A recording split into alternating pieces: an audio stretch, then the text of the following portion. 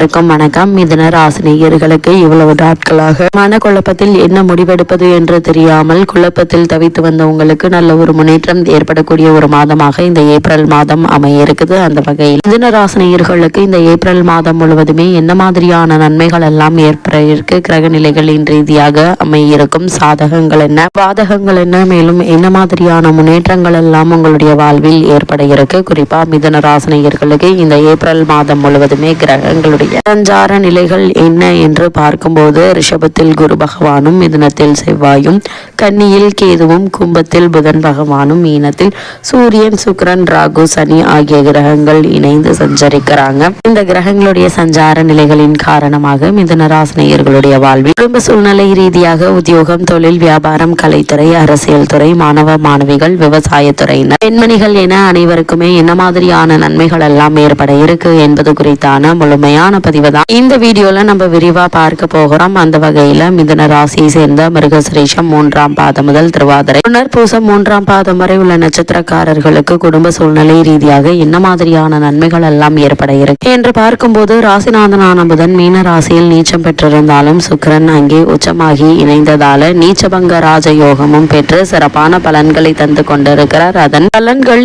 இந்த மாதம் முழுவதுமே உங்களுக்கு நீடிக்குதுங்க. அது மட்டும் இல்லாம உங்களுடைய ராசிநாதன் வக்ரகதியில் பாக்கியஸ்தானத்தில் வந்து சனியோடு சேர்கிறார். இதனால் புதிய வாய்ப்புகள் வந்து சேர இருக்குது. பாக பிரிவினை, சொத்து பிரச்சனைகள் நீங்க இருக்குதுங்க. தந்தை வழி உறவுகள் சகாயமாக இருக்குங்க. அது மட்டும் இல்லாம சகோதர உறவுகளும் பலன் தருங்க. மனதில் துணிச்சல் அதிகரிப்பதற்கான வாய்ப்புகள் அதிகம் இருக்குது. அதே போல் 10ல் சூரியன், தந்தை வழி உறவுகள் சகாயமானதாக இருக்குங்க.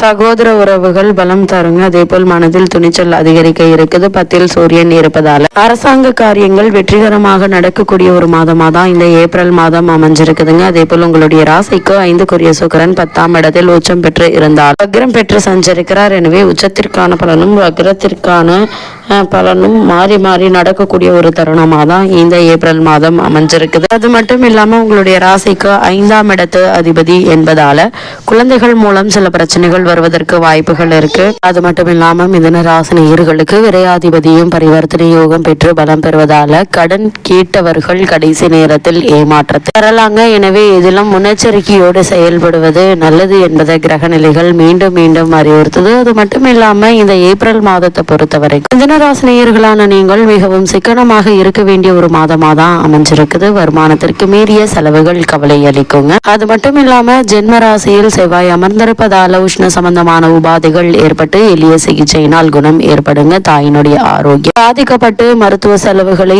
ஏற்க வேண்டிய ஒரு நிலை இருக்குது. குடும்ப பிரச்சனைகள் டென்ஷனை ஏற்படுத்துங்க. தற்போது நடைபெற்று வரும் தசா புக்திகள் அனுகூலமற்று இருக்கும் பட்சத்தில் புதிய கடன்களை ஏற்க வேண்டிய ஒரு நிலை இருக்குது. திருமணம் சம்பந்தமான முயற்சிகள்ல தடங்கல்கள் ஏற்படுவதற்கான சாத்தியக்கூறுகள் நிறைந்த ஒரு தருணமாக தான் இந்த ஏப்ரல் மாதம் அமைஞ்சிருக்குதுங்க. தவறானவரனை நிச்சயித்து விடக்கூடும் என்பதையும் கிரக நிலைகள் எடுத்து காட்டுது. பழைய கடன்கள் இருந்துச்சு அப்படின்னா அவை கவலை அளிக்குங்க. குழந்தைகளுடைய படிப்பு சம்பந்தமான பிரச்சனைகள் மன நிம்மதியை பாதிக்குங்க. கணவன் மனைவியிடையே அன்பும் அந்யோன்யமும் ஒற்றுமையும் அதிகரிக்க இருக்குது. கர்ப்பிணி பெண்கள் ஆரோக்கியத்தில் கவனமாக இருப்பது மிக மிக அவசியங்க. பிறருக்கு பணம் கொடுத்து ஏமாந்து விட வேண்டாம். சற்று ஜாக்கிரதையாக இருக்க வேண்டும் என்பதை கிரக நிலைகள் எச்சரிக்கை செய்துங்க. திருமண சம்பந்தமான முயற்சிகளை மேற்கொள்ள வேண்டும் என்ற விருப்பம் இருக்கக்கூடியவர்கள் அந்த முயற்சிகளை மேற்கொண்டு இருக்கக்கூடியவர்கள் அதிக கவனத்தோடு இருப்பது நல்லதுங்க. வரனை பற்றி தீர விசாரித்து ஆராய்ந்து அதற்கு பிறகு முடிவெடுப்பது உங்களுடைய எதிர்கால வாழ்க்கைக்கு மிக மிக நல்லது என்பதை கிரக நிலைகள் மீண்டும் மீண்டும் உங்களுக்கு அறிவுறுத்துதுங்க. அதே போல மிதுன ராசியை சேர்ந்த உத்தியோகஸ்தர்களுக்கு மேலும் என்ன மாதிரியான நன்மைகள் எல்லாம் உங்களுடைய வாழ்வில் ஏற்பட இருக்கு என்று பார்க்கும்போது உங்களுடைய ராசி ஜீவனஸ்தானத்தில் ராகுவும் பாக்கியஸ்தானத்தில் சனி பகவானும் அமர்ந்திருப்பதால பணிச்சுமை சக்திக்கு மீறியதாக இருக்குங்க. பலருக்கு இரவு நேரங்களில் பணியாற்ற வேண்டி ஒரு நிலை வருங்க.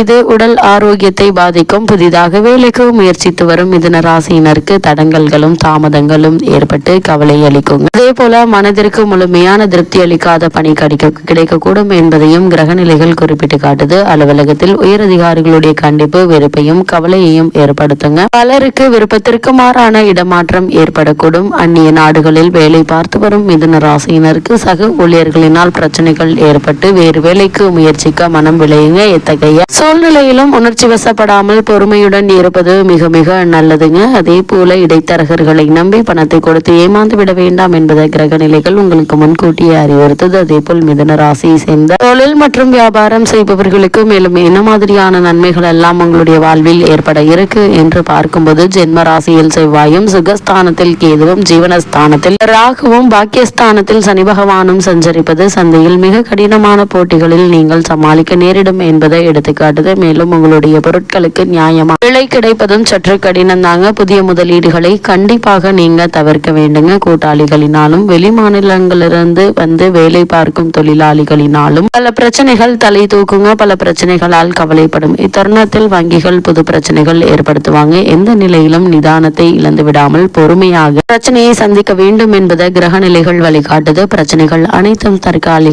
தற்காலிகமானவை தாங்க. அதனால உங்கள் கவனத்தோடு இருப்பது அவசியங்க. அதே போல் மிதுன ராசி சேர்ந்த கலைத்துறையினரை பொறுத்த வரைக்கும் சம்பந்தப்பட்ட கிரக நிலைகள் அனைத்தும் சுபபலம் பெற்றிருக்கவில்லைங்க. இந்த காலகட்டங்கள்ல காரணமே இல்லாமல் கை நழுவி போகக்கூடிய வாய்ப்புகள் இருக்குது. கையில் உள்ளதை எண்ணி செலவழிக்க வேண்டிய ஒரு தருணம் என்றுதாங்க சொல்ல வேண்டும். நடிகர் நடிகைகள் எதிர்பார்த்திருந்த பணவரவு கிடைக்காமல் ஏமாற்றத்தை அளிக்குங்க. தங்களுடைய ஆடம்பர செலவுகளை கண்டிப்பாக குறைத்துக் கொள்ள வேண்டிய ஒரு நேரம் என்றுதான் சொல்ல வேண்டும். வாய்ப்புகளும் குறையுங்க. மக்களிடையே செல்வாக்கும் பாதிக்கப்படக்கூடும். ஒரு சிலருக்கு வீண் அபவாதம் ஏற்படுவதற்கு சாத்தியக்கூறுகள் இருக்கு. அதே போல் மிதுன ராசியை சேர்ந்த அரசியல் துறையினரை பொறுத்த வரைக்கும் அரசியல் துறையினர் மிகவும் விழிப்புடன் செயல்பட வேண்டிய ஒரு மாதமாக தான் இந்த ஏப்ரல் மாதம் அமைஞ்சிருக்குது என்பதை கிரக நிலைகள் அறிவுறுத்துதுங்க. காரணம், கட்சியில் ஆதரவு குறையலாம். அதே போல உட்கட்சி பூசல்கள்ல தேவையில்லாமல் உங்களுடைய நல்ல பெயருக்கு பாதிப்பு ஏற்படுவதற்கான வாய்ப்புகள் இருக்கு. உங்களுடன் நெருங்கி பழகியவர்களை உங்களுக்கு எதிராக செயல்படுவது வேதனையை அளிக்குங்க. அதே போல மாணவ மாணவியருக்கு இந்த ஏப்ரல் மாதம் முழுவதுமே கல்விக்கு அதிபதியான கிரகம், அத்துறைக்கு அதிகாரம் படைத்த மற்ற கிரகங்களும் ஓரளவு ஆதரவாக இருக்கிறாங்க. பாடங்களை மனதை முழுமையாக ஈடுபடுத்திக் கொள்ள முடியுங்க. கிரகிப்பு திறன் அதிகரிக்க இருக்குது. நினைவாற்றல் அதிகரிக்குங்க. நேர்முக தேர்வுகள்ல மிக சரியான விடையளித்து வெற்றி பெறுவதற்கு சாதகமாக சஞ்சரிக்குதுங்க சம்பந்தப்பட்ட கிரக நிலைகள். அது மட்டுமில்லாமல் விவசாய துறையினரை பொறுத்த வரைக்கும் உங்களுடைய ராசிக்கு ஜென்ம ராசியில் விவசாயத்துறைக்கு அதிபதியான செவ்வாய் நிலை கொண்டுள்ளதால் வயல் பணிகள்ல சற்று கடுமையாகவே இருக்குங்க. அடிக்கடி சோர்வு ஏற்படும். உங்களுடைய விலை பொருட்களுக்கு சந்தையில் எதிர்பார்க்கும் அளவிற்கு லாபம் கிடைக்காது.